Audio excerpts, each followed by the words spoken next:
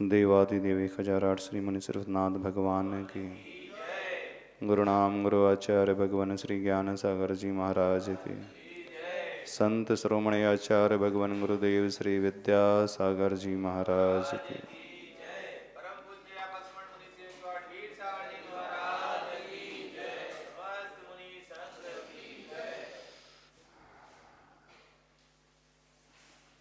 जीवन में गुरु का महत्व।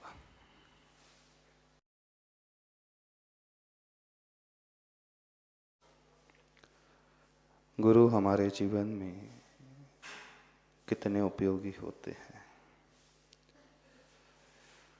यदि गुरु ना हो तो क्या होता है?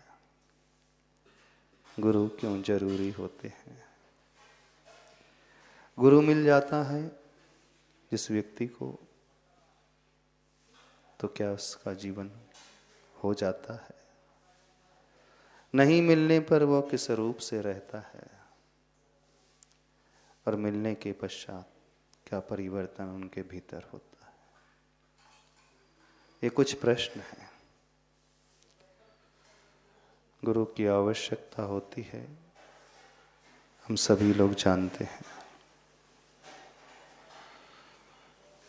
गुरु के बिना जीवन अधूरा होता है।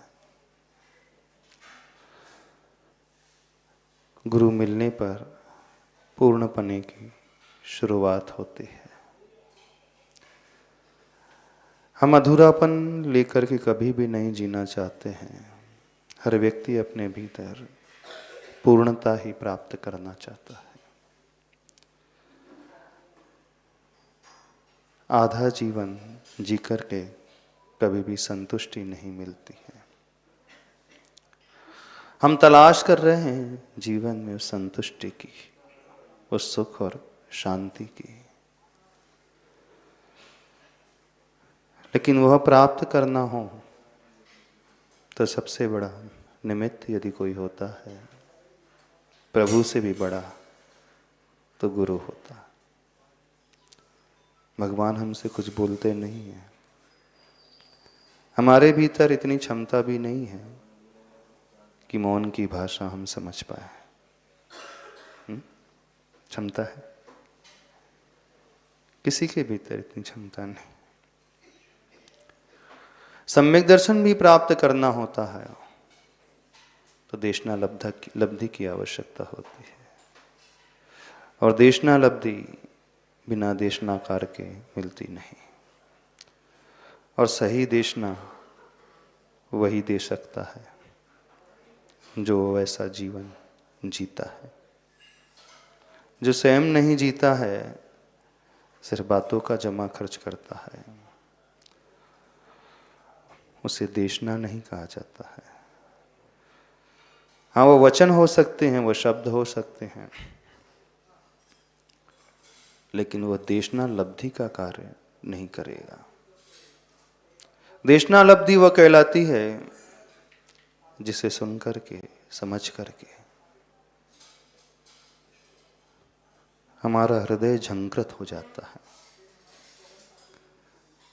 हमारे मन में कुछ विचार उत्पन्न होने लगते हैं। हमारा मन कुछ तर्कना करना भी प्रारंभ कर देता है। उसके भीतर ये प्रश्न उत्पन्न होना शुरू हो जाते हैं, आखिर मेरे जीवन का पर्पस क्या है?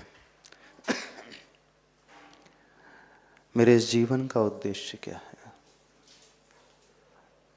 क्या मेरा जीवन जैसा चल रहा है सही है कि नहीं है? कुछ प्रश्न उसके भीतर पैदा होना शुरू हो जाते हैं। ये प्रश्न पैदा होने में सबसे बड़ा निमित्त यदि कोई होता है तो वो देशना। वो एक शिक्षा, शब्दों की नहीं, भीतर की शिक्षा, वचनों की नहीं, आचरण की,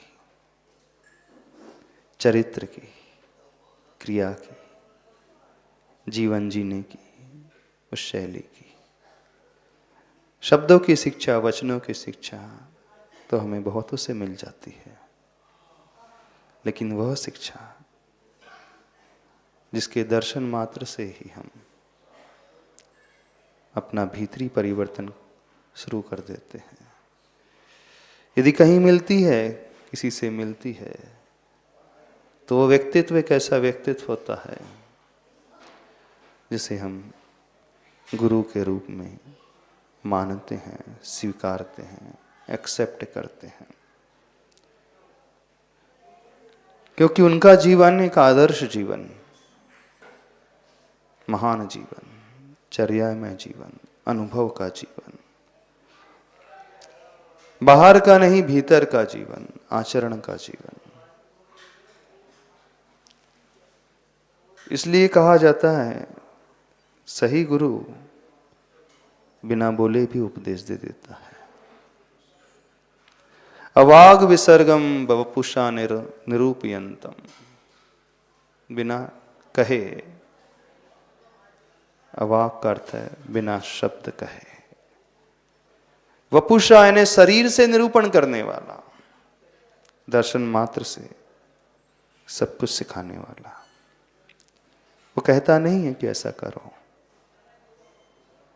शब्दों से नहीं, वो आचरण से बोलते हैं। उनके आचरण को देख करके हमें अंदर से भाव पैदा होना प्रारंभ हो जाता है कि नहीं, मुझे भी करना चाहिए। शब्दों का हो सकता है ऊपर ऊपर का उपदेश हो, लेकिन आचरण का उपदेश भीतर का होता है, गहरा उपदेश होता है, और वो प्रभावशाली होता है, अंदर को झंझोड़ने वाला होता है। यदि हम ऐसे उपदेश को देख लें, सुनने की नहीं बात कर रहे, हम देखने की बात कर रहे हैं। सुनने में कानों का प्रयोग होता है, लेकिन देखने में आंखों के साथ साथ बहुत हद तक हमारे मन का भी प्रयोग होने लगता है। हम क्या कह रहे हैं आपको समझ में आ रहा है? हो सकता है कुछ लोगों को समझ में भी नहीं आ रहा होगा कि महाराज जी क्या कह रहे हैं, कौन सी भूमिका हम बना रहे हैं। एक ऐसे व्यक्तित्व की भूमिका जो बहुत आवश्यक है हम सबके लिए। वो महानता की श्रेणी में पहुंचा हुआ व्यक्तित्व, बहुत ऊपर उठा हुआ व्यक्तित्व, जिसका जीवन मात्र स्वयं के लिए नहीं होता है, जिसका जीवन अपने साथ साथ कईयों के लिए, असंख्यात जीवों के लिए होता है। वो कईयों के कल्याण में उदासीन निमित्त के लिए नहीं होता है, वो कैटेलिटिक इफेक्ट पैदा करने वाला प्रेरक निमित्त होता है। प्रभु हमारे जीवन में कथनचित उदासीन निमित्त हो सकते हैं, क्योंकि भगवान हमें से कुछ कहते नहीं, बोलते नहीं, वो हाथ पर हाथ रख करके बैठे हुए हैं। और जब कोई हमारे लिए कुछ कहता नहीं है तो हमारे मन में वो भीति भी पैदा नहीं होती, डर भी पैदा नहीं होता, झिझक भी पैदा नहीं होती। इस कारण कई व्यक्ति जो हैं भगवान के दिखते दिखते भी कई गलतियां कर जाते हैं, पाप कर जाते हैं, लेकिन यदि गुरु सामने हो, एक अंदर आदर का भाव, एक समर्पण का भाव, एक भीति का भाव। कई लोग आकर के हमसे कहते हैं, जब जब हम भगवान से कोई नियम ले लेते हैं, मंदिर में जाकर के नियम ले लेते हैं, वो टूट जाते हैं, और गुरु से जब नियम लिया जाता है तो ज़्यादा अच्छे से फलता है। कईयों ने हमसे कहा, जानते हैं उसके पीछे क्या कारण है, और कहा भी जाता है इसी कारण व्यक्ति को कभी भी नियम गुरु से लेना चाहिए, सामने लेना चाहिए, जो जागृत है, जो देख रहा है हमें, जो समझता है हमें, जो जानता है हमको। हाँ, प्रभु भी जानते हैं, प्रभु भी देखते हैं, समझते हैं, लेकिन प्रभु हमसे कुछ कहते नहीं, प्रभु हमें प्रेरणा नहीं देते हैं। हाँ? प्रभु तो नासाग्र दृष्टि किए हुए बैठे हुए रहते हैं। हम कुछ भी करें, ना करें, कम करें, अधिक करें, उन्हें कोई अंतर नहीं पड़ता। वो कृतकृत्य हो चुके हैं, वो अपने में हैं, उन्हें कोई फर्क नहीं पड़ता है। वे कभी टोकेंगे नहीं हमें, वे कभी हमें डांटेंगे भी नहीं, वे हमसे कुछ बोलेंगे भी नहीं। हम कुछ भी करते चले जाएं, यहाँ तक कि वे हमारी प्रशंसा भी नहीं करेंगे। और हम कुछ कमी रख रहे हैं तो अंदर से हमसे कुछ कहेंगे भी नहीं कि तुम्हारी ये गलती हो रही है। लेकिन गुरु सब कुछ करने वाले, वो बोल भी देंगे, वो हंस भी देंगे, वो डांट भी देंगे, वो प्रशंसा भी कर देंगे, वो उत्साह को बढ़ा भी देंगे, और कमियां हैं तो चेता भी देंगे। गुरु के सामने जो विकास होता है प्रभु के सामने नहीं हो पाता है। एकांत नहीं है, हो भी सकता है, पर प्रायः जो सामान्य वर्ग का जीव होता है उनके लिए खासकर ऐसे व्यक्तित्व की आवश्यकता होती है। जो विशेष टैलेंटेड होता है, हो सकता है उसके लिए ना आवश्यकता हो, चल जाएगा। जो स्वयं संयमित होता है, जो स्वयं अच्छे से जागृत होता है, हाँ, उसे डायरेक्ट ना भी आवश्यकता हो, लेकिन जो सामान्य वर्ग का होता है, जो हिलने डुलने वाला होता है, जिसकी स्थिरता उतनी नहीं होती है, दृढ़ता जिसकी नहीं होती उतनी, जो स्वयं में इतना सक्षम नहीं होता है, उसके लिए तो बहुत अधिक आवश्यकता हो जाती है। और वर्तमान में हम सभी लोग बड़े अस्थिर हैं, चंचल चित्त वाले हैं, है ना, दृढ़ता से रहित हैं। मन जो है तुरंत भटक जाता है, इधर उधर भागने लगता है, सुन करके, पढ़ करके, समझ करके, जान करके भी मन बहने लगता है। अपन विशेष नहीं है, एक्स्ट्रा ऑर्डिनरी नहीं है, एक्स्ट्रा टैलेंट लिए हुए नहीं है, न इतनी क्षमता है अभी अपने पास वर्तमान में कि बिना उनके हम सिर्फ भगवान के सामने आकर के पूर्ण निर्दोष निरतिचार रूप से सब कुछ पालते चले जाएं।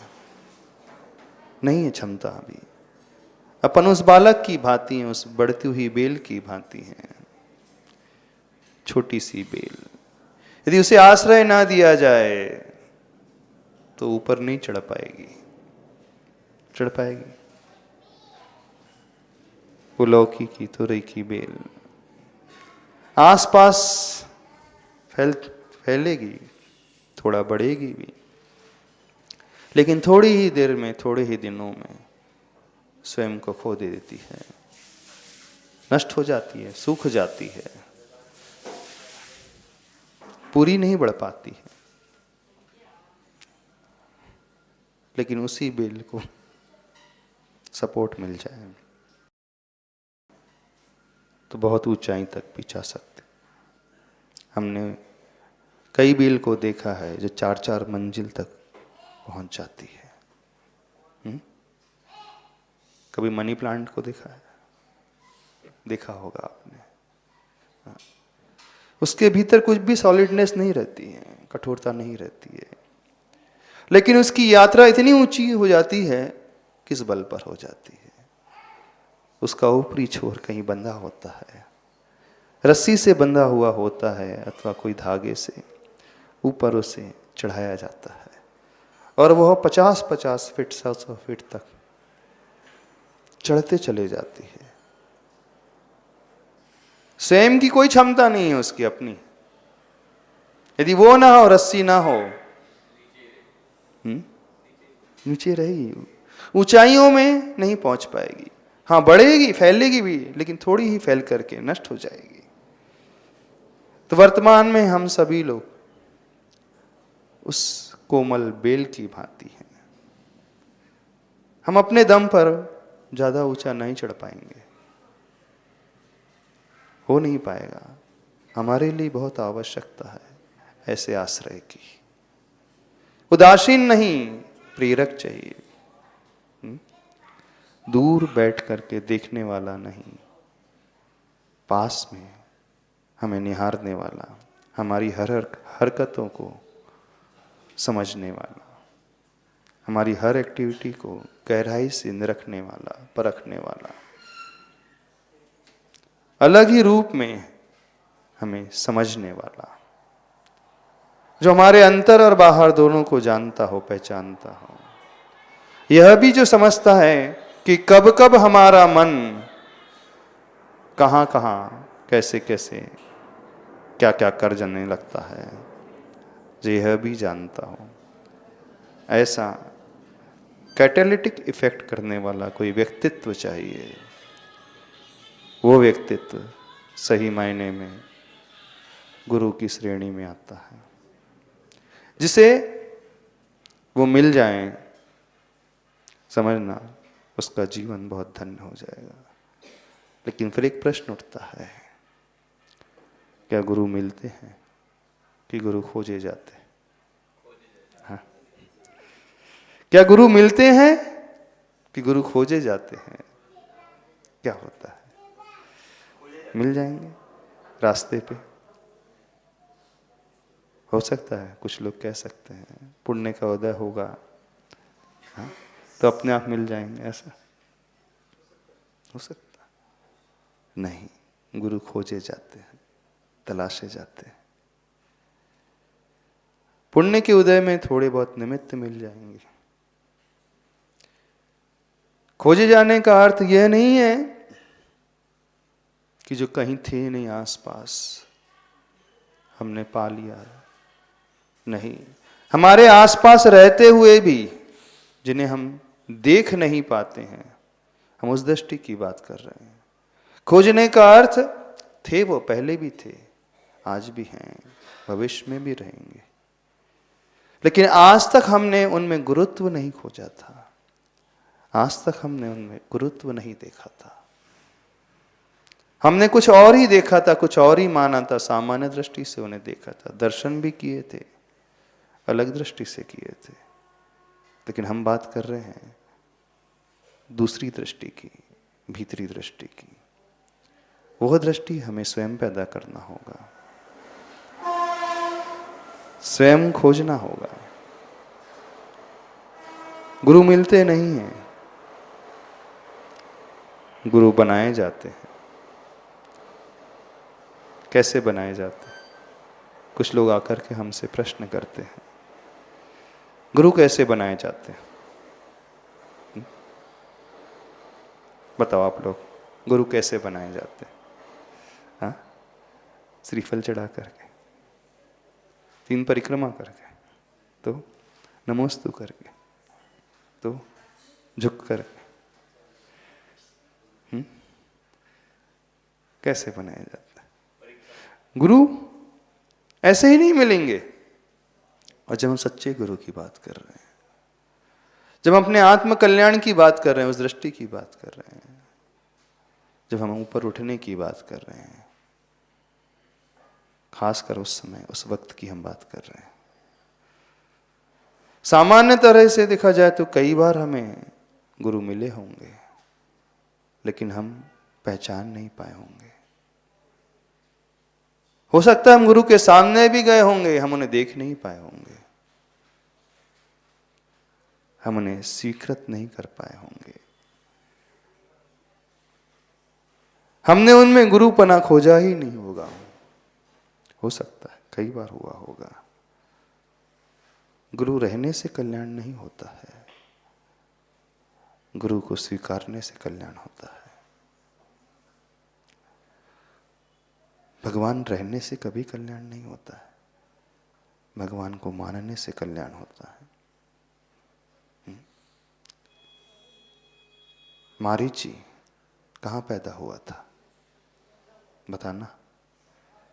किस कुल में वो पैदा हुआ था मारीची? तीर्थंकर आदिनाथ भगवान के कुल में पैदा हुआ था। पोता बन करके पैदा हुआ था। नहीं? आदिनाथ प्रभु का वो पोता था। पिता चक्रवर्ती तद्भव मोक्षगामी जीव। अंतर्मूर्त में जिन्होंने केवल ज्ञान प्राप्त कर लिया भरत चक्रवर्ती। चाचा प्रथम कामदेव बाहुबली। प्रथम गणधर भी उसी कुल में अनंत वीर, वही चाचा। बुआ भी ये गणिनी आर्यिका है। सब कुछ तो अच्छा था, नहीं था मारीची के लिए। इसके दादाजी तीर्थंकर पहले, पिताजी पहले चक्रवर्ती, कामदेव चाचा जी पहले, गणिनी आर्यिकाएं बुआ जी, पूरा खानदान जिसमें कई गणधर, कई मुनिराज, कई रिद्धि संपन्न ऋषि। क्या नहीं मिला मारीची को? जिनकी गोद में खेल करके जो बड़ा हुआ होगा मारीची, नहीं बड़ा हुआ होगा। जिसे संस्कार जन्म से मिले होंगे, जन्म छोड़ दे हम गर्भ से, जिस जीव को गर्भ से संस्कार मिले होंगे, बल्कि गर्भ में आने से पहले ही संस्कार मिले होंगे, नहीं मिले। फिर भी क्या हुआ? योग्यतम कुल में पैदा हुआ था मारीची। उससे अच्छा कुल किसी का नहीं हो सकता। हो सकता है अपना कुल कौन सा होगा? आपका कुल कौन सा होगा? है आपके घर में दादाजी जो तीर्थंकर बने? नहीं है। हैं आपके पिता चक्रवर्ती बन गए हों, तद्भव मोक्षगामी? है कोई? ऐसे कुल में तो कोई भी नहीं पैदा हुआ होगा। आपकी बुआ, आपकी माँ, आपके चाचा, आपके ताऊ, आपके फूफा, कोई भी तो ऐसे नहीं है। सबसे उत्तम कुल यदि दुनिया में किसी को मिला होगा तो मारीची को मिला होगा। योग्य क्षेत्र मिला, नहीं मिला। योग्य क्षेत्र, योग्य कुल, योग्य निमित्त मिल गए, परवरिश बड़ी गजब की। फिर भी मारीची का क्या हुआ? बताना। जो आदिनाथ तीर्थंकर जिन्होंने अनेक जीवों का कल्याण कर दिया, उनके कल्याण में वे निमित्त बन गए। जिनके उपदेश को, जिनकी दिव्य ध्वनि को सुनकर के कई जीवों को सम्यक दर्शन हो गया। जिनके दर्शन मात्र से कई मनुष्यों ने दीक्षा को ग्रहण कर लिया। जिनका सानिध्य पाकर के कईयों को मनचाही वस्तुएं मिल गई। सांसारिक क्षेत्र की भी बात करें, लौकिक क्षेत्र की भी बात करें, जिन्होंने जो जो चाहा सब कुछ मिल गया, सिर्फ सन्निधि पाकर के, उनकी निकटता पाकर के, उनका आशीर्वाद पाकर के। लौकिक क्षेत्र में भी सब कुछ मिला और मोक्ष मार्ग में भी जिन्होंने सब कुछ पाया। किसके कारण? उन आदिनाथ भगवान के कारण, उन प्रथम तीर्थंकर के कारण। तो मारीची को तो योग्य तीर्थंकर ही मिले। गुरु का समागम मिला कि नहीं मिला? मिला। दर्शन भी मिले, पूजन भी मिली होगी, सब कुछ तो मिला था। फिर मारीची का क्या हुआ? बताना। क्या हुआ मारीची का? मर करके भटक गया वो, कई बार नरक चला गया। अब प्रश्न ये उठता है, योग्यतम गुरु मिले, उनके सानिध्य में रहा, उनके उपदेश को भी सुना, उनके संस्कार को भी पाया उसने, फिर भी भटक गया, नरकों की यात्रा कर ली। तो गुरु रहने से, तीर्थंकर रहने से कल्याण हो जाए कोई गारंटी नहीं, कोई नियामक नहीं, कोई जरूरी नहीं।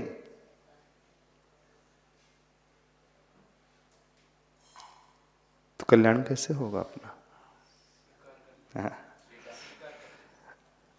अब उसी मारीची के जीव ने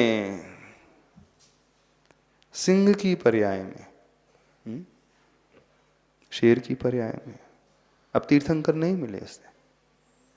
कौन मिले? एक मुनिराज मिले। अब उनके दर्शन करके, उनके उपदेश को सुनकर के उसी मारीची के जीव की आंखों में अश्रु की धारा, आंसू टप टप बह रहे थे। उपदेश सुना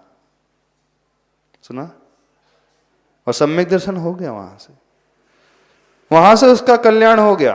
और तीर्थंकर आदिनाथ के रहते हुए उसका कल्याण नहीं हुआ। बड़ी विचित्रता लगती है कि नहीं? अजीब सा संयोग लगता है, अजीब से विचार आते हैं, ऐसा कैसे हो गया? तो भगवान के रहने से, गुरु के रहने से कल्याण नहीं होता है, हम ये कहना चाह रहे हैं। गुरु के मिलने से कल्याण नहीं होता, गुरु को अपनाने से कल्याण होता है, गुरु को बनाने से कल्याण होता है। अब उसी जीव ने जब उन्हें गुरु के रूप में स्वीकारा, अब बड़े नहीं मिले, तीर्थंकर नहीं मिले, उनकी तुलना में एक सामान्य मुनिराज। जैसे ही उसने स्वीकारा, वो भी सिंह की पर्याय में स्वीकारा। मांसाहारी जीव था वो, शाकाहारी भी नहीं था, लेकिन स्वीकारा उसने उस पर्याय में, और वहीं से उसका कल्याण शुरू हो गया। और जब आदिनाथ मिले, सारा कुल मिला, सारा कुटुंब मिला।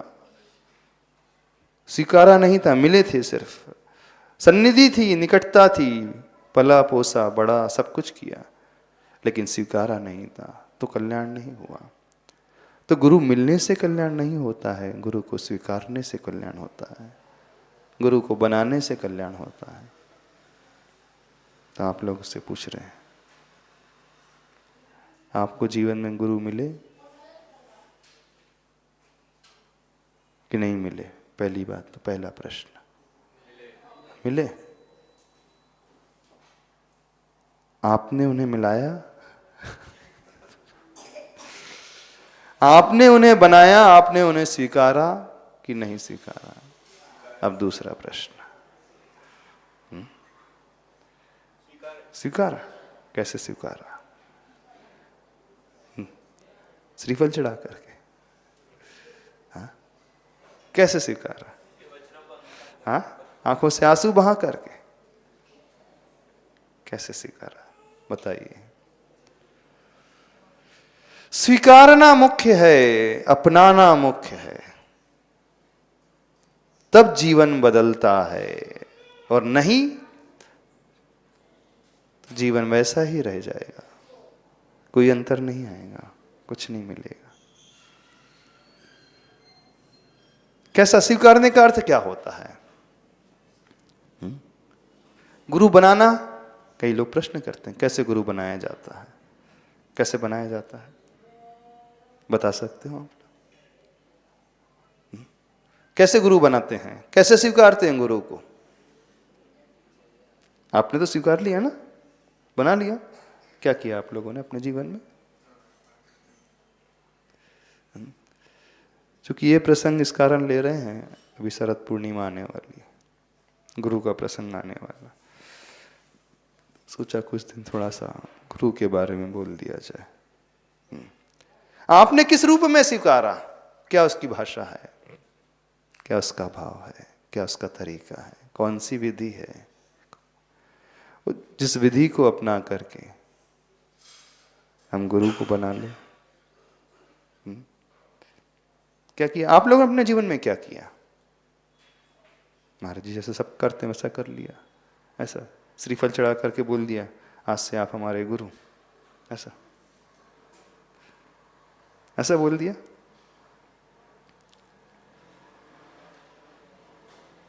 तो क्या जब गुरु स्वीकारेंगे तब होगा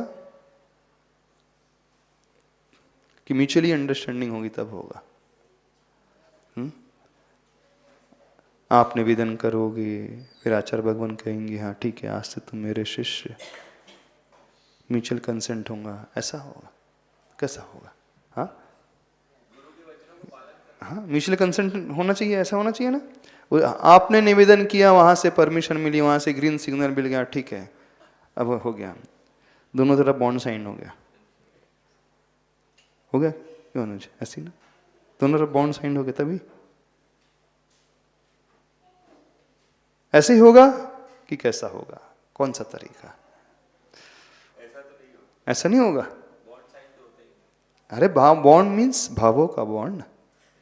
कोई रिटर्न नहीं है, कोई बॉन्ड पेपर लिखना नहीं है, कोई नोटपैड नहीं बनाना है, कोई स्टैम्प ड्यूटी नहीं फिल करना है, अथवा स्टैम्प पेपर में नहीं करना है।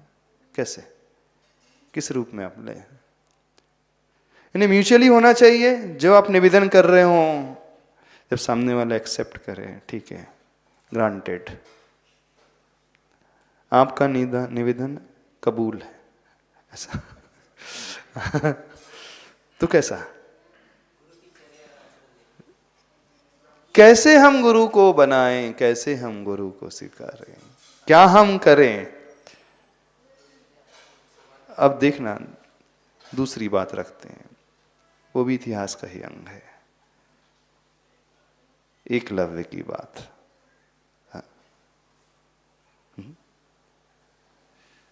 एकलव्य ने गुरु को अपनाया था? नहीं अपनाया था। अच्छा, गुरु ने एकलव्य को अपनाया था? बताना। अब वहां क्या था? वहां तो वन साइडेड था। वहां तो वन साइडेड ही था। एकलव्य के पक्ष को यदि हम देखें, द्रोणाचार्य को तो पता भी नहीं था कि एकलव्य ने मुझे गुरु बना लिया। पता था? नहीं पता था, ध्यान ही नहीं था। कौन अपने मन में क्या संकल्प धारण कर ले, कैसे पता चले? फिर भी एकलव्य को सिद्धि हो गई। जब एकलव्य से पूछा गया तुम्हारे गुरु कौन है, अर्जुन ने पूछा था जंगल में जब एकलव्य मिला था। अर्जुन एकलव्य की धनुर्विद्या को देख करके आश्चर्य से भर उठा। बोला, इस दुनिया में से दो ही जीव ऐसे हैं जिस कला को जानते हैं, शब्द भेदी बाण को चलाना जानते हैं। एक तो मेरे गुरु द्रोणाचार्य, दूसरा मैं। हम दोनों के अलावा तो इस कला को कोई जानता ही नहीं है। ये तीसरा व्यक्ति कहां से आ गया? कोई जंगल में। अर्जुन को सर्वप्रथम एकलव्य नहीं मिला था। सर्वप्रथम दर्शन हुए तो एकलव्य के बाणों के दर्शन हुए थे। वो देख रहा था उस श्वान के मुख में तीर चलते आ रहे हैं, लगते चले जा रहे हैं, लगते चले जा रहे हैं। कहां से आ रहे हैं पता नहीं चल रहा है। कोई देव है, कोई ऐसी शक्ति है जो शक्ति के प्रहार से उस श्वान को, उस कुत्ते को शांत करते चले जा रहे हैं। तुरंत वह समझ लेता है कोई दैवी शक्ति नहीं, कोई एक व्यक्ति है जो शब्द भेदी बाण चलाना जानता है। दूर से ही सिर्फ कुत्ते की आवाज को सुनकर के उसने बाण चला दिए और बाण सही निशाने पर लगते चले गए। तीर सही निशाने पर लगते चले गए, उसके मुख को बींधते चले गए। जांच लेता है, परख लेता है, ये कोई सामान्य व्यक्ति नहीं है, कोई विशेष व्यक्ति है, विशेष कला वाला है, धनुर्विद्या को जानने वाला है। तो बाण को देख करके उसने अंदाजा लगाया। फिर खोजते खोजते उस दिशा में बढ़ता है जहां से बाण आ रहे थे।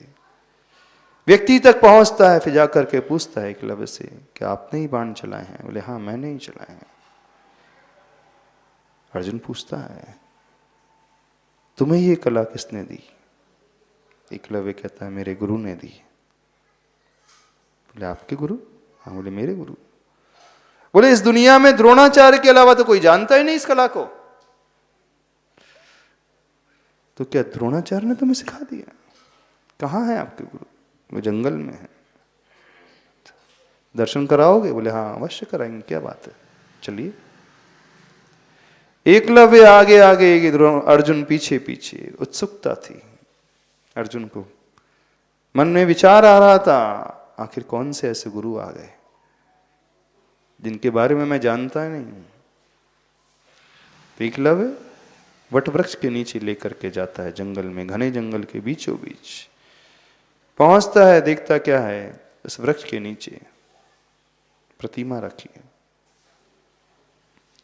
वैष्णव दर्शन के अनुसार और जैन दर्शन के अनुसार प्रतिमा नहीं थी वहां, एक खंबा खड़ा था, पिल्लर जैसे दिख रहे हैं ना, पिल्लर था वहां पे।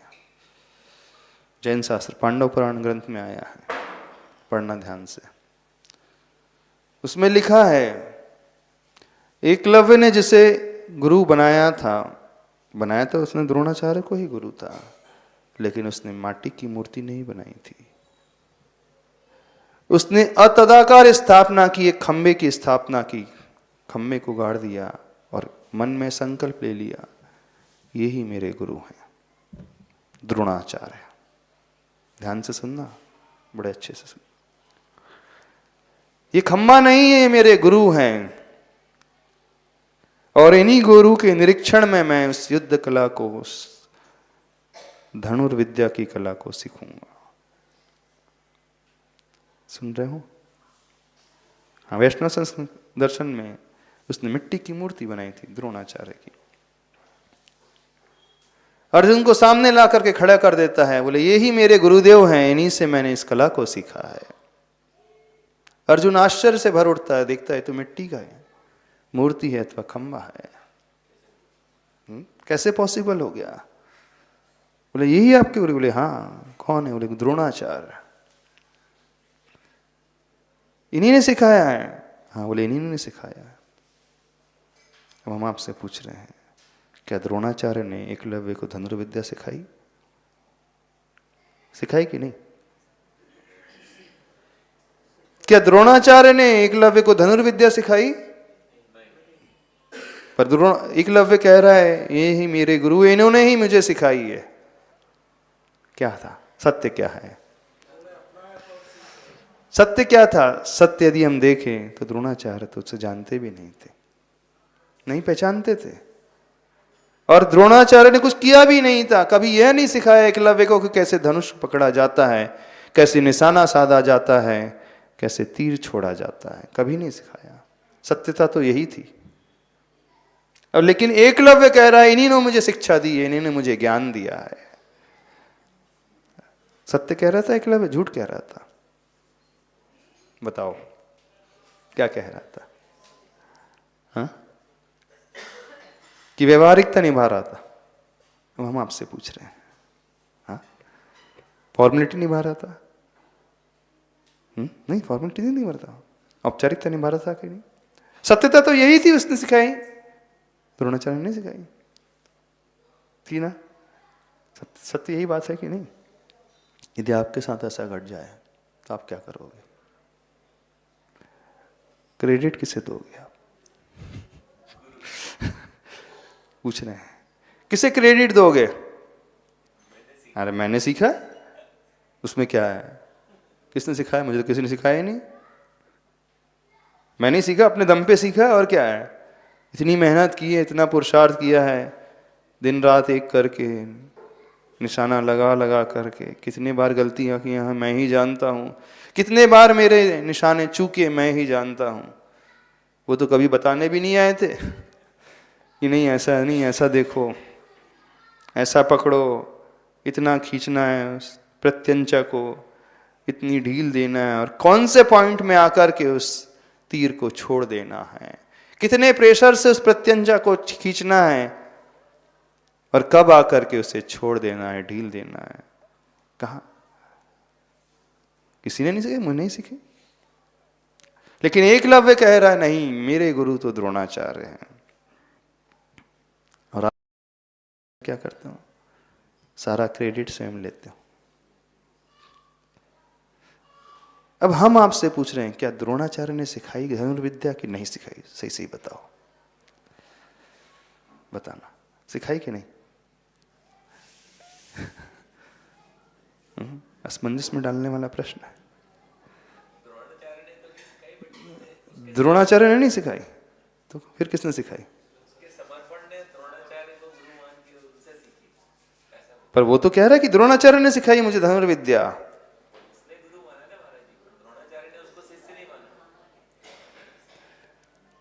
द्रोणाचार्य ने तो नहीं सिखाया ना। चलो आपसे पूछ रहे हैं, भगवान आपको देते हैं, कुछ नहीं देते? जब आप अभिषेक करते मुनि सरस्वतीनाथ भगवान का, शांति धारा कर रहे हो, शनिवार अमावस्या को कर रहे हो, भगवान आपको कुछ दे रहे हैं कि नहीं दे रहे? भगवान तो बैठे हाथ पे हाथ रख करके बैठे हैं। हाँ, भगवान ने क्या दिया आपको? भगवान ने क्या किया आपके साथ? बताओ, क्या किया? कुछ किया कि नहीं किया? सत्यता क्या है? सत्यता तो क्या है? द्रोणाचार्य ने सिखाई विद्या? नहीं, द्रोणाचार्य ने ही सिखाई है। सत्यता भी यही है। कंफ्यूजन किस बात का है? किस बात का कंफ्यूजन है? हाँ हाँ हाँ, अभी हम द्रोणाचार्य के पक्ष से नहीं पूछ रहे हैं, हम तो एकलव्य के पक्ष से पूछ रहे हैं। हाँ, एकलव्य की दृष्टि में तो हमेशा गुरु ने ही मुझे शिक्षा दी है, हमेशा गुरु ने ही मुझे ज्ञान दिया है। अब हम द्रोणाचार्य के पक्ष से सोचने की कोशिश करें तो द्रोणाचार्य ने नहीं सिखाई। उन्हें तो पता भी नहीं था एकलव्य ने कब मुझे गुरु स्वीकार लिया। वो कभी जानते भी नहीं थे। हम क्या कहना चाह रहे हैं, समझे इस बात को। भगवान हमें देखे या नहीं देखे इससे कोई फर्क नहीं पड़ता, गुरु हमें देखे अथवा नहीं देखे इससे भी कोई अंतर नहीं पड़ता है। हम गुरु को स्वीकार रहे हैं कि नहीं, वह समर्पण हमारे भीतर है कि नहीं। लेकिन एक बात हमने शुरू में और भी कही थी, हम प्रेरक निमित्त की बात कर रहे हैं। अब देखना, एकलव्य के जीवन में द्रोणाचार्य प्रेरक निमित्त थे कि उदासीन निमित्त थे? हाँ, अब आप बताना, एकलव्य के जीवन में द्रोणाचार्य प्रेरक थे में कि उदासीन थे? क्या थे? बता दो शास्त्री जी। माइक है, माइक देना। पिक्चर में नहीं थे द्रोणाचार्य कहीं पे? आप लोग भगवान को किस रूप में मानते हो? प्रेरक निमित्त के रूप में कि उदासीन निमित्त के रूप में मानते हो? लेकिन हमने स्वयं कहा था अभी, भगवान तो उदासीन निमित्त है ना, गुरु प्रेरक निमित्त है। अब दो तरीके से प्रेरक निमित्त, एक तो अर्जुन के लिए जैसे द्रोणाचार्य थे, एक एकलव्य के लिए द्रोणाचार्य थे। अब समझना, अंतर समझने की कोशिश करना। और एक मारीची के लिए आदिनाथ भगवान थे। तीन केसेस रख रहे हैं आपके सामने। हाँ, और चौथा केस उसी मारीची के जीव के लिए मुनिराज रिद्धिधारी थे। चार केसेस हो गए कि नहीं हो गए? चार केसेस। अब किसमें किसका कल्याण हुआ, किन परिस्थिति में कल्याण हुआ, यह समझने की बात है। हमारे जीवन में भी इसी प्रकार से चार तरह की सिचुएशन आती हैं। हम सबके साथ भी ऐसा ही घटता है। एक वह सिचुएशन जो मारीची की थी साक्षात आदिनाथ के समय, उस सिचुएशन से कई बार हम भी पास हुए हैं, फेस किया हमने, कई बार फेस किया होगा। लेकिन हर बार हम भी मारीची बन करके ही फेस करके गए हैं। जब जब वो तीर्थंकर मिले, जब जब वो गुरु मिले, जो देशना लब्धि देने वाले गुरु मिले, क्योंकि आदिनाथ भगवान की दिव्य ध्वनि एकदम शुद्ध थी, पवित्र थी, देशना लब्धि के रूप में ही थी। समझना, इस विषय को समझने की कोशिश करना, सभी लोग से कह रहे हैं, बड़ा इंपॉर्टेंट विषय है। आदिनाथ भगवान की देशना थी, बिल्कुल सही थी, पवित्र थी, कल्याणकारी थी, सही उपदेश उन्होंने दिया, लेकिन मारीची ने एक्सेप्ट नहीं किया। हम भी कई बार मारीची की भांति बन करके जिए। कई बार सुना होगा उपदेश को, दिव्य ध्वनि को, कई बार सच्चे गुरु के उपदेश को भी सुना, लेकिन हृदय से हमने स्वीकारा नहीं, उसे नकार करके हम आगे बढ़ गए। और जब जब हमने नकार करके आगे बढ़े, हमारा पतन हुआ, हम भी कई बार नरकों में भटके होंगे, कई बार संसार के कष्टों को हमने झेला होगा। दूसरा केस अर्जुन और द्रोणाचार्य का केस। द्रोणाचार्य ने अर्जुन को एक नवसीखिए बालक की तरह सिखाया।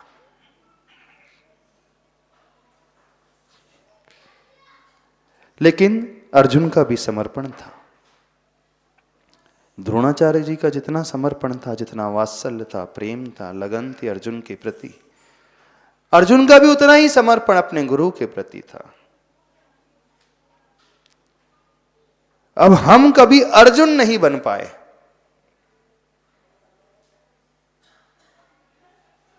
हम कभी वह सिंह नहीं बन पाए। और रही बात एकलव्य की, तो एकलव्य की तो एक्सट्रीम स्थिति है,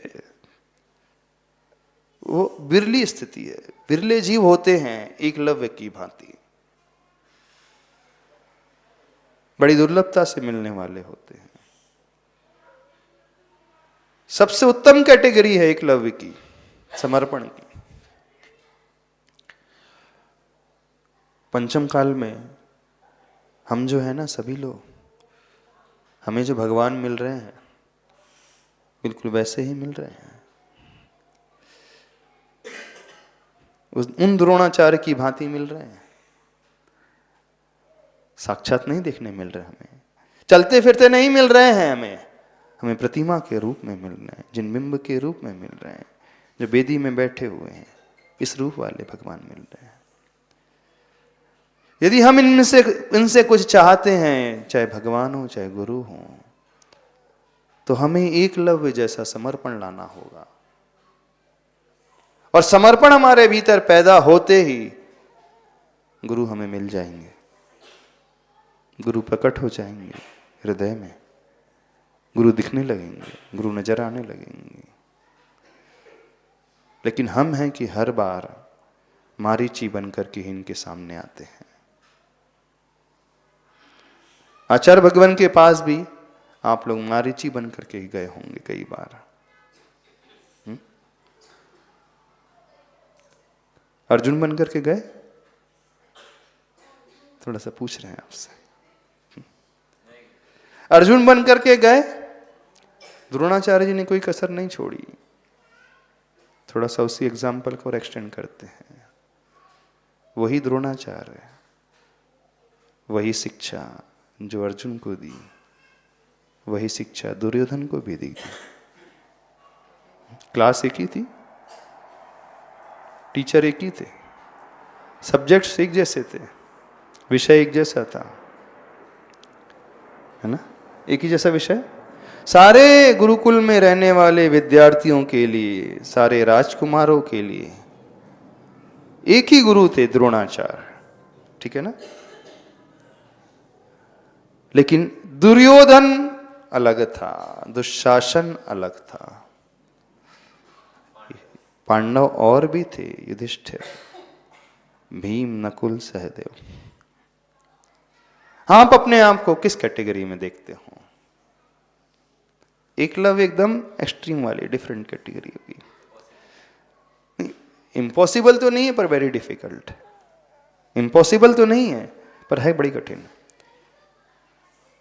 अभी जो हमें मिल रहे हैं वर्तमान में, उस प्रेरक निमित्त की भांति जैसे द्रोणाचार्य मिले थे, द्रोणाचार्य अर्जुन को भी मिले थे, द्रोणाचार्य युधिष्ठिर भीम को भी मिले थे, नकुल सहदेव को भी मिले थे, और वही द्रोणाचार्य दुशासन और दुर्योधन को भी मिले थे। दुशासन और दुर्योधन ने उन्हें स्वीकारा नहीं, देखना, नहीं स्वीकारा। अर्जुन ने स्वीकारा, अन्य पांडवों ने स्वीकारा, लेकिन अर्जुन के स्वीकारने में और अन्य 4 पांडवों के स्वीकारने में भी थोड़ा अंतर है। अंतर है कि नहीं? अंतर है।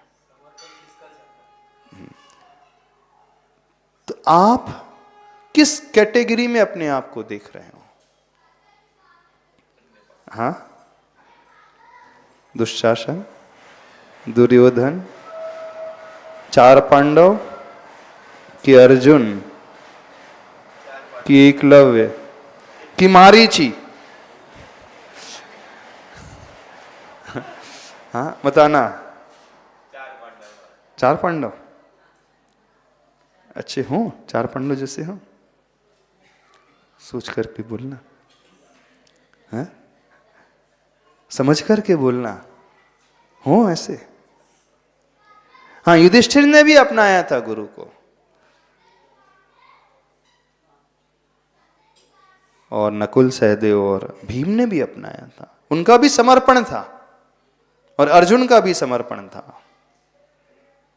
लेकिन दुर्योधन दुशासन का समर्पण बिल्कुल नहीं था। गुरु एक ही थे सबको, एक ही थे। कल्याण गुरु के मिलने से नहीं होता है। देशनालब्धि देने वाले वे गुरु को जब हम हृदय से स्वीकारेंगे उससे होता है।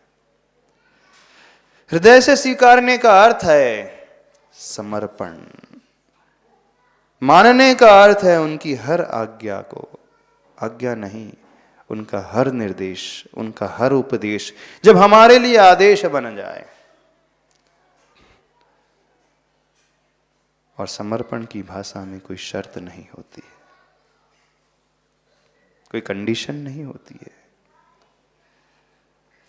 जब आप गुरु को बनाने की बात कर रहे हो, गुरु को खोजने की बात कर रहे हो, तो आप क्या करोगे अपने जीवन में बताइए।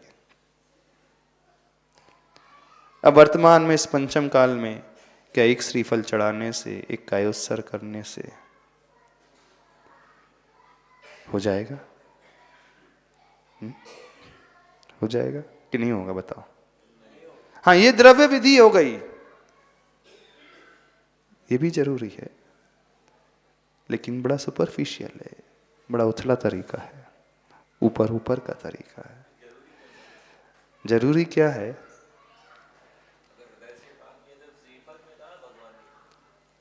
नहीं, एकलव्य पहले गुरु के चरण स्पर्श करता था, एकलव्य गुरु की पूजा करता था, साष्टांग नमस्कार करता था। जब हृदय में समर्पण का भाव है तो हाथों में, माथे में, शरीर में भी झुकाव का भाव तो अपने आप ही आ जाएगा, आएगा, बिल्कुल आएगा ही।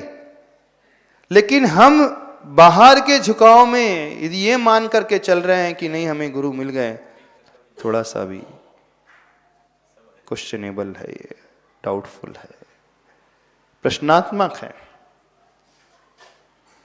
अंदर यदि है झुकाव, अंदर समर्पण है, अंदर वो विनय का भाव है, तो बाहर तो अवश्य आ ही जाएगा। लेकिन जब अंदर का विनय का भाव, समर्पण का भाव का अर्थ हम कैसे समझे हमारे भीतर है कि नहीं, उसकी क्या कड़ी है, क्या विधि है, क्या तरीका है, कैसे समझे? यदि समझना है, गुरु हमसे जो कहे, जब भी कहें, जैसा भी कहें, जिस हाल में, जिस परिस्थिति में कहें, हमारे मन में कोई क्वेश्चन मार्क ना उठे, कोई प्रश्न चिन्ह निर्मित ना हो, हम वहां उस समय बनिया ना बन जाए, जोड़ घटाना ना शुरू कर दें। मेरे लिए ही क्यों किया जा रहा है ऐसा, मुझसे ही ऐसा क्यों कहा जा रहा है, अन्यों से तो नहीं कहा जा रहा है, अन्यों को तो बहुत छूट मिल रही है, मुझे क्यों नहीं मिल रही छूट? ये तो पार्शियलिटी हो रही है। ये भाव आ जाता है क्या कभी? एकलव्य ने तो बहुत कुछ दिया था अपने गुरु के लिए, अंगूठा दिया था। आप क्या देते हो? आप भी अंगूठा देते हो, ठेंगा है ना? एकलव्य ने अंगूठा काट करके दे दिया था, आप भी अंगूठा दिखाते हो, दिखाते हो कि नहीं? जब मन की नहीं होती तो आप ठेंगा दिखाते हो, दिखाते हो कि? महाराज जी पंचम काल का अंगूठा देना ऐसी होता है। वो तो चौथे काल का अंगूठे की बात थी, पंचम काल के अंगूठे में तो यही होगा। क्या होगा? ऐसा ही नहीं। जिज्ञासा अलग है, लेकिन समर्पण अलग होता है। गुरु बनाने का अर्थ मन से, वचन से, काय से, कृत से, कारित से, अनुमोदना से, विदाउट एनी डाउट, स्वीकृति का भाव, एक्सेप्टेंस का भाव, विनय का भाव, समर्पण का भाव। हमारे प्रतिकूल भी हो रहा है तो कोई इफ नहीं, कोई बट नहीं, नो इफ नो बट। यदि गुरु हमसे कुछ कह भी रहे हैं, यह मानना इसी में मेरा भला छिपा है। अब थोड़ा हम आपकी बुद्धि के अनुसार कहेंगे। द्रोणाचार्य ने एकलव्य से अंगूठा मांग लिया, इसमें क्या भला था? एकलव्य का कोई भला था? द्रोणाचार्य को करना था ऐसा कि नहीं करना चाहिए? गुरु दक्षिणा में अंगूठा मांगना चाहिए था कि नहीं मांगना चाहिए था? नहीं मांगना चाहिए। नाइंसाफी कर दी ना, नाइंसाफी कर दी। क्वेश्चन आ गया ना मन में। द्रोण के प्रति, द्रोणाचार्य के प्रति क्वेश्चन आ गया ना? नहीं, ठीक नहीं किया उन्होंने। अच्छा, थर्ड पर्सन के साथ। क्यों एकलव्य क्या सोचता है? क्यों एकलव्य ने क्यों नहीं सोचा कि मुझसे क्यों मांगा जा रहा है? गुरु दक्षिणा दे देते तो ये क्यों नहीं सोचा कि अंगूठा से क्या होगा द्रोणाचार्य का? वो जाने नहीं। एकलव्य अथवा थर्ड पार्टी से भी सोचे तो गुरु द्रोणाचार्य ने सही किया था। अब थोड़ा सा हम जैन आगम के साथ से बता देते हैं, क्योंकि एकलव्य एक भील की पर्याय में था। उसकी कला तो बहुत अच्छी थी, लेकिन थोड़ा सा वह हिंसक था। पशुओं को शिकार करने लगा था, जीवों को मारने लगा था, कष्ट देने लगा था, सताने लगा था। तो उस पाप से बचाने के लिए द्रोणाचार्य ने उससे अंगूठा मांगा था। इसमें भी एकलव्य का ही हित था। यदि वो नहीं होता तो न जाने कितने जीवों की, कितने पशुओं की वो बलि चढ़ा देता, हिंसा कर देता, समाप्त कर देता। थर्ड पार्टी से भी सोचे तो भी यही सही था। अब कोई और उससे दूसरे एंगल से लाने की कोशिश करे, हम उसकी बात नहीं कह रहे हैं। खैर, हम जो समझाना चाह रहे हैं, जो बताना चाह रहे हैं, गुरु मिलते नहीं हैं, गुरु खोजे जाते हैं, गुरु बनाए जाते हैं, स्वीकारे जाते हैं समर्पण की भाषा से। तो शरद पूर्णिमा पर्व आ रहा है। आचार्य भगवान को भी गुरु मिले नहीं तो उन्होंने खोजे थे। कैसे खोजे थे? अपने जीवन भर के समर्पण से खोजे थे। क्या किया था? जीवन भर के लिए वाहन का त्याग कर दिया था। 20 वर्ष की उम्र में कोई क्वेश्चन नहीं, कोई इफ नहीं, कोई बट नहीं। जिंदगी बड़ी लंबी है, 80 साल तक, 90 साल तक, 100 साल तक जीना है। भविष्य के 80-100 साल कैसे भी जीऊंगा मैं, कोई प्रश्न नहीं। ये कहलाता है समर्पण। अभी हम सब में बहुत कमियां हैं। जिस दिन हम वैसी भाषा सीख जाएंगे, ऐसा भाव हमारे भीतर आने लगेगा, तब मानेंगे हम कि हमने गुरु को स्वीकारा है। समय आपका हो गया, इतना ही कहना प्रयास समझते हैं। बोलिए आचार्य परमेष्टि गुरुदेव श्री विद्यासागर जी महाराज।